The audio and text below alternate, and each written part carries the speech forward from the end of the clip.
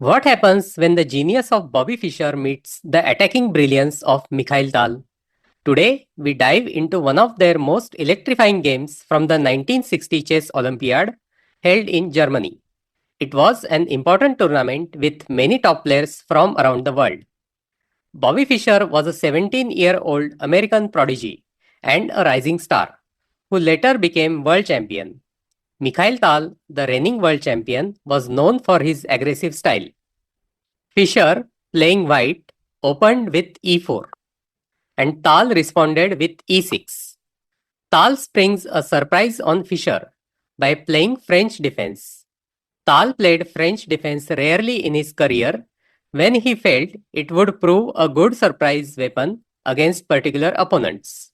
We have d4, d5, knight c3, bishop to b4. Winover variation on the board.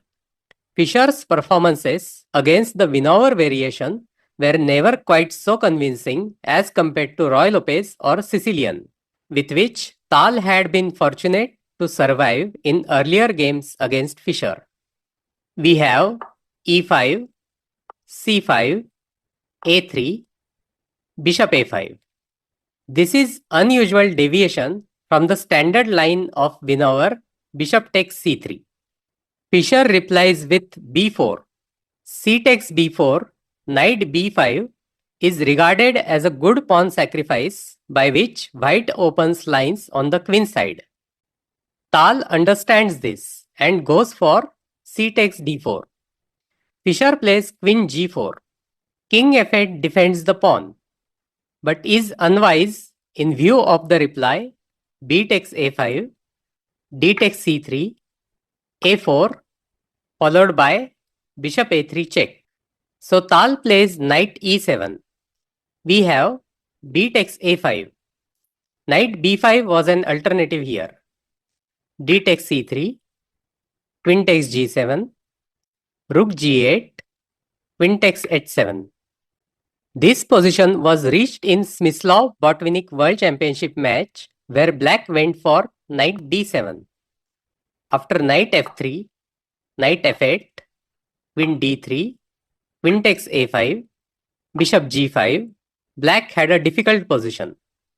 Tal improves over it by playing knight b to c6. f4 is playable for white, but slows his development a bit. So Fischer goes for knight f3. If black plays queen takes a5, then after knight g5, rook f8, f4, followed by the advance of the h-pawn, ties black up. Tal plays queen c7 instead. Fischer replies with bishop b5. Bishop f4 was an alternative. Rook takes g2 would be a mistake for black. After king f1, rook g8, rook to g1, rook takes g1 check, king takes g1, black's king remains confined in the center while white will march his h-pawn to victory.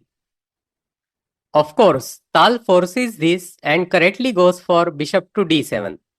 Both players take their kings to safety with short castle and long castle respectively. Fischer plays ambitious move bishop to g5. However, after the game, he admitted that bishop takes c6 would have been better and given him more chances. Tal finds an excellent move. You can pause the video and try to find it. Knight takes e5. This move triggers a series of inevitable exchanges. Bishop takes e7 would be a terrible blunder for white. After knight takes f3 check, king h1 and rook h8, white will either get checkmated or will have to give up the queen. So Fischer captures with knight takes e5. Tal goes for bishop takes b5. Queen takes e5 was an option, but it would be slightly worse as per Tal.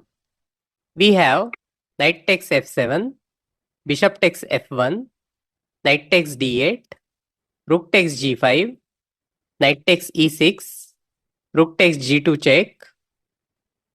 King takes f1 would be a mistake. After rook takes h2, queen f7, Black has strong counterattack with queen c4 or rook h1 check. Fischer accurately opts for king h1. We have queen e5, rook takes f1, queen takes e6, king takes g2, queen g4 check. Both the players agreed for draw in this position as perpetual checks are unavoidable. For example, king to h1, queen f3 check, king to g1, queen g4 check, and so on. Both Fischer and Tal demonstrated their aggressive styles with sharp tactical play. Although the game ended in a draw, it is very exciting, instructive, and one of the greatest games of all time. If you enjoyed this video, don't forget to like, comment, and subscribe for more in-depth chess content. Thanks for watching. Share your thoughts on this game in the comments below, and let us know if there is another classic match you would like us to analyze. See you in the next video.